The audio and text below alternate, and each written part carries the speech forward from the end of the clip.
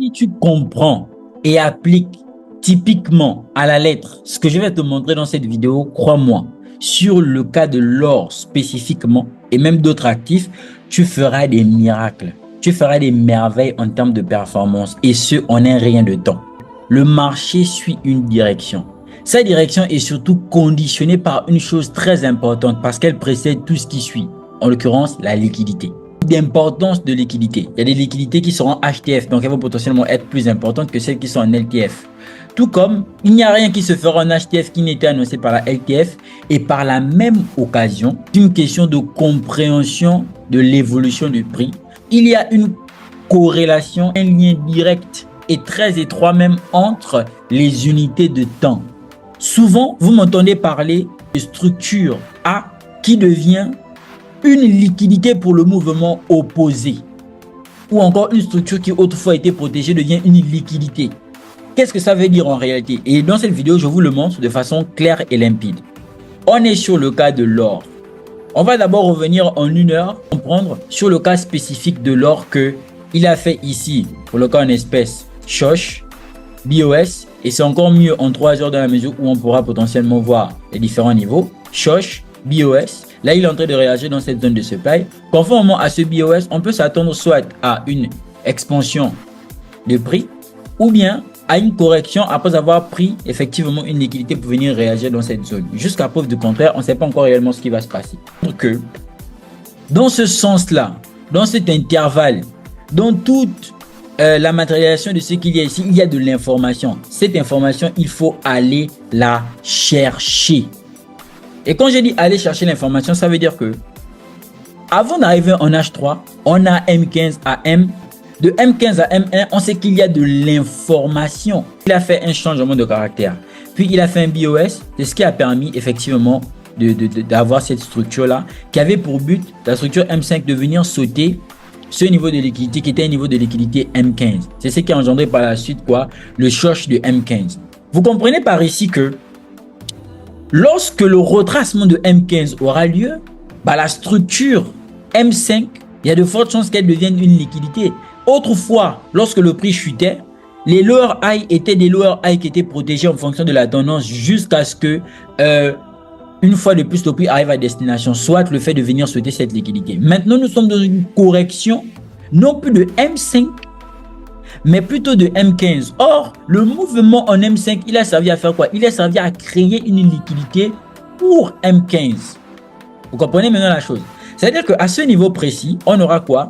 La structure mineure de ce M15 là, c'est M5, c'est M1 ici en haut. Et donc, vous allez comprendre à partir de là que maintenant, même le niveau qui en M5 autrefois était un lower high protégé devient quoi? De l'inducement pour la structure en M15. Donc, si vous avez maintenant compris ceci, vous comprenez qu'il existe un lien entre les unités de temps. Voici pourquoi.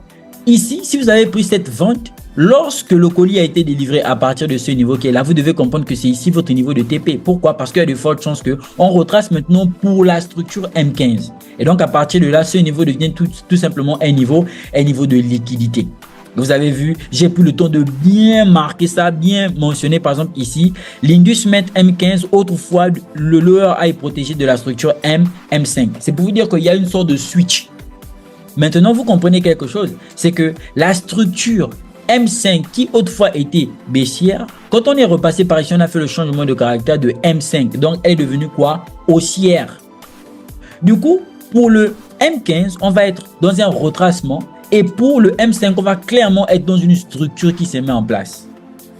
Vous l'aurez compris. Si là, on a le changement de caractère, maintenant, on va chercher la zone en fonction de la structure même aussi en interne et de la liquidité qui nous permettrait d'aller faire quoi? Prendre le BMS de M5 et par la même occasion, on entend le retracement de M15 qui doit venir sauter cette liquidité-là. Donc, avec la structure et les liquidités, on comprend plus ou moins où est-ce que le prix est en train de se diriger. Ça veut dire que même quand on a quitté ce lower high pour ce higher high, on a une structure qui a été mise en place en interne. C'était la structure M1. Cette structure M1 a servi à faire en sorte que le prix buy pour aller faire quoi? Le Shosh. Donc là, on a maintenant un lot qui est protégé à partir d'ici. Aucun intérêt à venir jusqu'ici. Une fois que vous avez maintenant compris ça, vous comprenez quoi par la suite? Vous comprenez que les réactions qui vont se faire à ce niveau, dans le sens de la vente, bien qu'on est dans le discount de M15, ce sont seulement des réactions en induction. Ce sont seulement des réactions qui vont servir à créer des liquidités parce qu'en fait, en réalité, la liquidité qui est convoitée, c'est celle qui est ici. Donc ici, vous pouvez prendre des scalps, c'est vrai, mais ce sont des scalps vite fait et vous sortez. Par contre, si vous prenez des ventes là-bas pour dire que vous allez par exemple aller TP au niveau du gap ou encore au niveau de la zone de demand qui est en bas, là on dit que vous avez fait une mauvaise compréhension du marché. Si j'ai compris ceci maintenant, je vois que le prix, lorsque je descends en unité de temps, qu'est-ce qu'on remarque? On remarque que tout ça, ce sont des liquidités. Regardez, là on a presque une trend liquidity. Tout ça, c'est la liquidité que le prix devait normalement venir chercher. Ok? Là où j'ai coupé tout court en mettant seulement equal low. Le prix est revenu prendre cette liquidité et actuellement, il réagit dans quoi? Il réagit dans la zone valide. Et c'est quel type de zone? Ici, vous allez voir, c'est une hidden base avec inside OB. Donc là, on a sub liquidity short. Le short là, c'est le short interne de cette structure M5 qui est là. Donc, toute structure majeure a une structure mineure. Vous avez vu que donc tout ce qui a été ici, qui autrefois a été une structure, en l'occurrence M1, qui a servi effectivement pour aller casser ce niveau qui est là, devient quoi? La liquidité. Donc là, maintenant, on a notre zone d'intervention. Or, dans notre zone d'intervention, il nous faut potentiellement quoi? Une confirmation pour pouvoir intervenir parce que c'est très risqué. À partir d'ici, on a quoi? Le M1 qui est éventuellement ici. Quand je mets M1, en fait, en réalité, c'est short de M1. Ici, on a une fois de plus, sweep liquidity. Ok, regardez, en termes de liquidité maintenant, le prix est venu clean ce niveau qui est là, qui est une liquidité. Et à partir de là maintenant, on a quoi? La zone de demand, en fait, en réalité, qui est ici, qui aurait pu être notre premier niveau d'entrée. Donc là, on allait avoir l'entrée.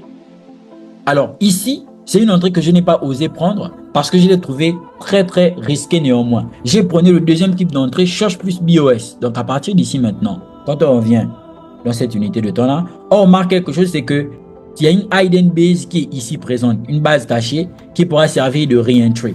Or, l'autre particularité que je remarque, c'est qu'il y a quand même beaucoup de la FVG. Donc, il y a un gros déséquilibre. Là, en SMC, il y a ce qu'on appelle d'intervention plus la FVG combinée pour pouvoir rentrer en position. Dans ce sens-là, la zone d'intervention peut être tout simplement une supply ou encore une demand. Quand j'applique ce principe, ça sous-entend que je prends en compte maintenant quoi? Je vais prendre en compte l'IPA, donc le déséquilibre pour pouvoir rentrer en position dans ma zone d'intervention. Bien évidemment, je mesure mon risque. Donc, à partir d'ici, je vais chercher à prendre une position. Le bail que je vais prendre ici aura pour but de faire quoi? Dans un premier temps, TP le niveau de M5 qui est là. C'est le premier niveau de TP pour un RR de 9. Le TP final, ça va être quoi? La zone de supply qui est ici. Ok? Donc là, vous l'avez maintenant compris.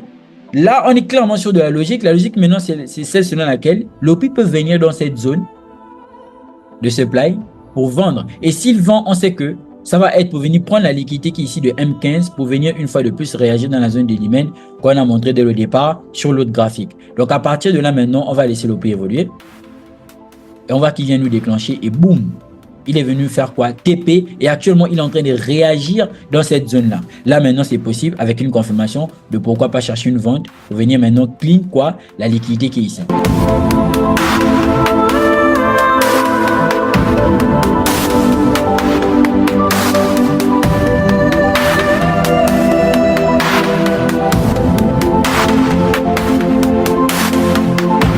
Les gars, j'organise un séminaire sur le gold. Cliquez dans le lien en bas de la description, enregistrez-vous, rejoignez le canal privé, public. Tous les liens sont en barre de description. C'était un réel plaisir.